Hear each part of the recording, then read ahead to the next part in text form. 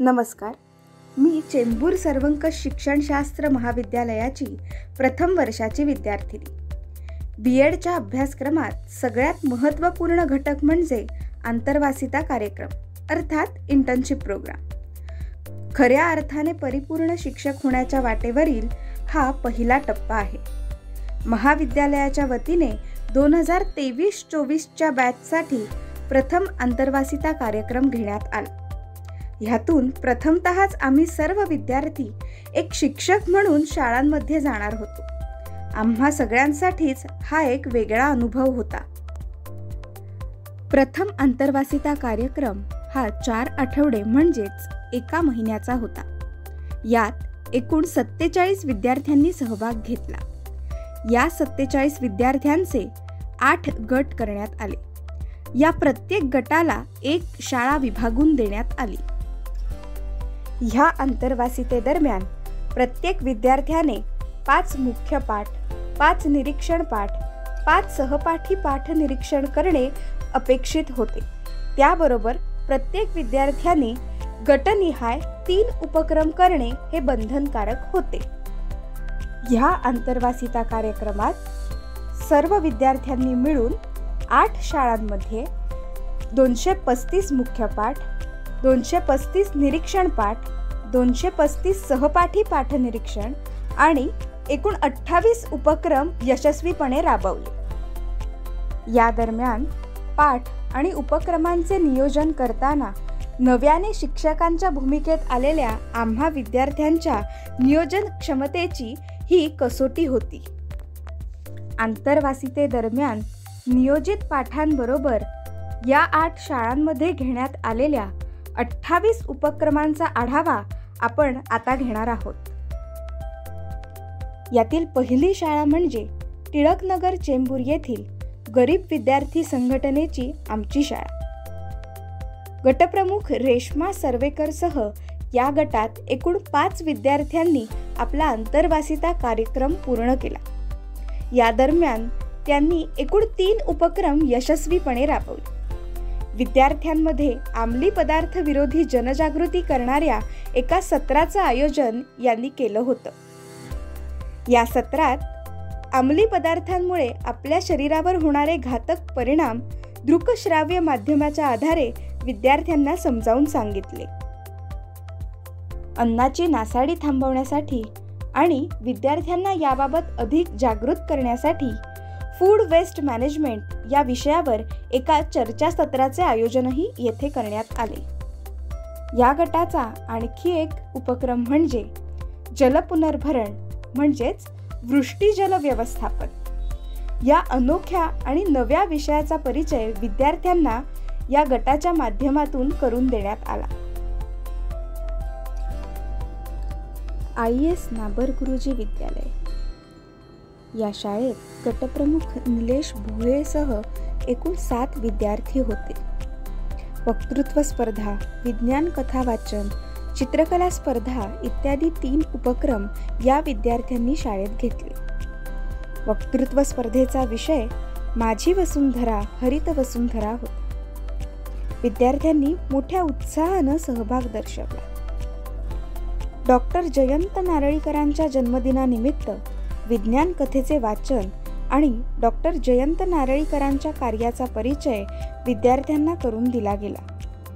चित्रकला स्पर्धेत विद्यार्थ्यांनी मोठ्या उत्साहाने आणि मोठ्या संख्येने सहभाग घेऊन 3ही उपक्रम यशस्वीपणे पार पडले. नालंदा एज्युकेशन फाउंडेशनचे डॉक्टर बाबासाहेब आंबेडकर हायस्कूल व महाविद्यालय हा गट 11वी-12वीच्या विद्यार्थ्यांना अध्यापन करीत होता. या गटात विनया जाधवसह एकूण 8 विद्यार्थी होते. वाढत्या लोकसंख्येचे गांभीर्य लक्षात घेऊन, मुलांची परिपक्वता लक्षात घेऊन जागतिक लोकसंख्या दिनानिमित्त विद्यार्थ्यांसाठी एक सादरीकरण करण्यात आले. सणासुदींच्या पार्श्वभूमीवर पर्यावरणपूरक सण साजरे करण्याचे आवाहन करणारे एक सत्र विद्यार्थ्यांसाठी आयोजित करण्यात आले होते. जलतुटवडा या विषयावर कार्यशाळा घेऊन 3रा उपक्रमही यशस्वीपणे पार पडला. पुढील शाळा होती चेंबूर एज्युकेशन सोसायटीची चेंबूर हायस्कूल. गटप्रमुख रोशन कदमसह ह्या गटात एकूण 7 विद्यार्थी होते. ह्या गटाने एकूण 4 उपक्रम यशस्वीपणे राबवले. पाणी टंचाई या विषयावरील चित्रकला स्पर्धा. ह्या उपक्रमाला विद्यार्थ्यांनी भरघोस प्रतिसाद दिला. स्त्री पुरुष समानता या विषयावरील निबंध स्पर्धा ही विद्यार्थ्यांच्या सक्रिय सहभागाने यशस्वी झाली. स्त्री सक्षमीकरणावर विद्यार्थ्यांना मार्गदर्शन करणारा एक कार्यक्रमही येथे यशस्वीपणे राबवला गेला. इथे राबवल्या गेलेल्या वक्तृत्व स्पर्धेला विद्यार्थ्यांचा मोठ्या संख्येत प्रतिसाद मिळाला.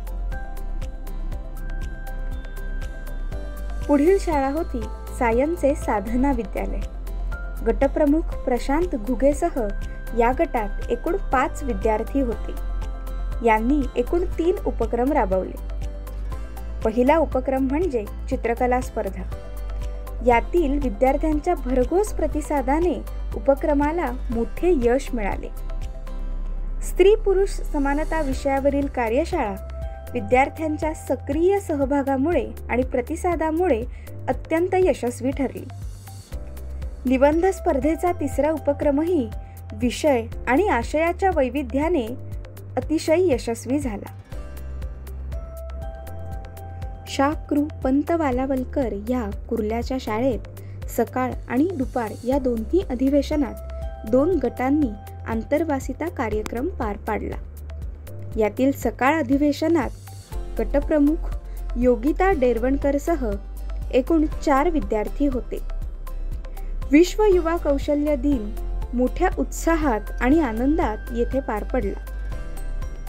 चित्रकला स्पर्धेत विद्यार्थ्यांनी मोठ्या संख्येने भाग घेऊन नयनरम्य निसर्ग चित्रे रेखाटली. निबंध स्पर्धा हा तिसरा उपक्रमही मोठ्या उत्साहाने आणि भरघोस प्रतिसादाने यशस्वीपणे पार पडला. शा. कृ. पंत वालावलकर शाळेच्या दुपार अधिवेशनातही आंतरवासिता कार्यक्रम पार पडला. गटप्रमुख छाया दुबेसह एकूण 5 विद्यार्थी या गटात होते. या गटाने एकूण 3 वेगळे उपक्रम यशस्वीपणे राबवले. जागतिक लोकसंख्या दिवसाच्या निमित्ताने विद्यार्थ्यांमध्ये जागृती निर्माण करणारा जागतिक लोकसंख्या दिवस येथे साजरा करण्यात आला. आजच्या काळाची गरज असणाऱ्या सायबर क्राईम या विषयावर विद्यार्थ्यांसमोर सादरीकरण करण्यात आले. प्रदूषणमुक्त सणांसाठी फेस्टिवल पोल्युशन्स या विषयावर चर्चात्मक आणि संवादात्मक सत्र घेण्यात आले. शेवटची शाळा म्हणजे DS हायस्कूल सायन. गटप्रमुख अथर्व पवारसह ह्या गटात एकूण 7 विद्यार्थी होते. या गटाने 3 वैशिष्ट्यपूर्ण उपक्रम यशस्वीपणे राबवले. वर्ल्ड पेपर बॅग डेच्या निमित्ताने कचरा व्यवस्थापन आणि कागदी पिशवी कार्यशाळा घेण्यात आली. विद्यार्थ्यांच्या उत्साहपूर्ण सहभागाने कार्यशाळा अतिशय यशस्वी झाली. यावर्षी भारताने चांद्रयान प्रक्षेपित केलं. या ऐतिहासिक सोहळ्याचे साक्षीदार होण्यासाठी यानाचे थेट प्रक्षेपण दाखवण्याचा उपक्रम ठरला. विद्यार्थ्यांचा उत्साह आणि प्रतिसाद शब्दात व्यक्त करण्यापलीकडे होता.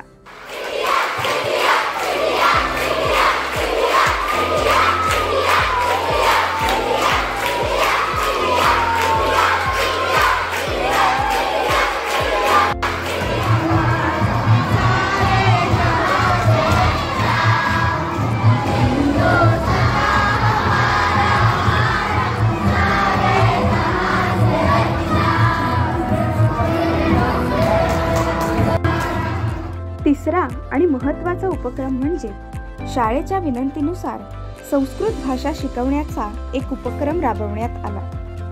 अर्थात त्यांना सर्वच सहकार्यांची तितकीच मोलाची साथ लाभली. त्यातूनच संस्कृत ग्रामम गच्छामः, चला संस्कृत शिकूया, हा उपक्रम यशस्वीपणे राबवण्यात आला. यासाठी 7ही विद्यार्थ्यांनी मिळून इयत्ता 5वी ते 7वीच्या विद्यार्थ्यांसाठी विशिष्ट अभ्यासक्रमाची निर्मिती केली आणि हा अभ्यासक्रम संपूर्ण महिनाभराच्या अंतर्वासितेदरम्यान विद्यार्थ्यांना शिकवण्यात आला. ह्याद्वारे विद्यार्थ्यांना संस्कृत भाषेचा सोप्या प्रकाराने परिचय करून देण्यात आला. विद्यार्थ्यांचा सहभाग आणि प्रतिसाद पाहता ही कार्यशाळा अतिशय यशस्वी ठरली.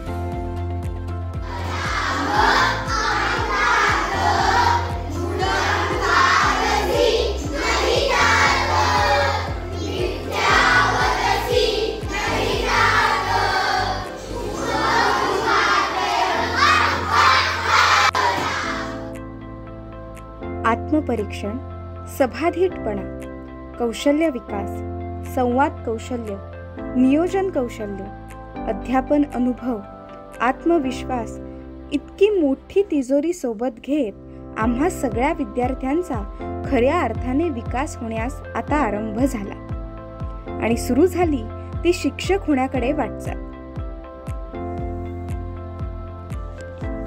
यासाठी आम्हाला कायम सांभाळून घेणाऱ्या शाळांबाबत आम्ही कायम कृतज्ञ आहोत आणि ज्यांच्यामुळे हा प्रवास कायम सुकर होतो त्या प्राध्यापकांचेही आम्ही कायम ऋणी आहोत. अशा प्रकारे प्रथम अंतर्वासिता कार्यक्रमाची यशस्वी सांगता झाली आणि अनुभवांची मोठी शिदोरी घेऊन आम्ही सज्ज झालो पुढील वाटचालीसाठी. धन्यवाद.